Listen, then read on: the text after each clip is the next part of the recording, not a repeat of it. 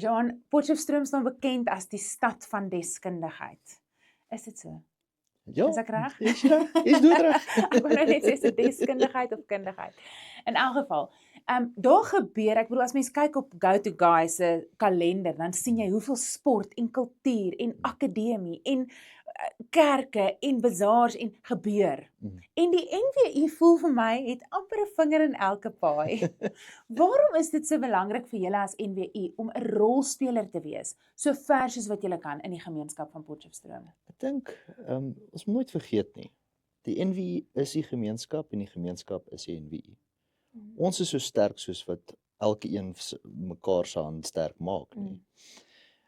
As jy daaraan dink, op die einde van die dag het ons 2200 personeellede in Potchefstroom wat se kinders ook hier bly, wat ook na dieselfde skole toe gaan, wat ook dieselfde belewennisse het as die gemeenskap, wat die gemeenskap is.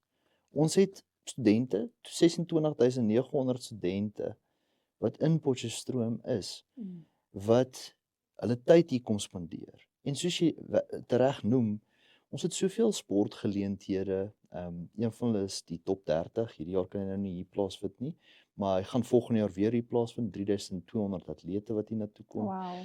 Ons het sportreekse wat se finale hier plaasvind, en al daai tipe goed kan nie plaasvind as ons nie 'n gemeenskap het wat dit ondersteun nie. Natuurlijk. As ons nie 'n gemeenskap het wat 'n plek vir mense is waar hulle kan behoort, waar hulle veilig voel en waar hulle werklik daai geleenthede kry om na 'n lekker restaurant toe te gaan en om in die mall te gaan rondloop nie.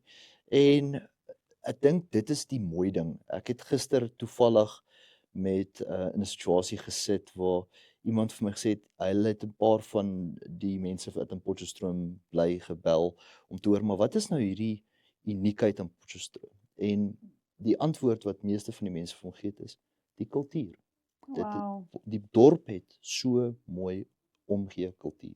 En dis die mense wat die kultuur maak, né? Presies so. En net vice so. versa, wil mens al sê, dis 'n interaksie tussen die twee. Ja. Dankie, Jean.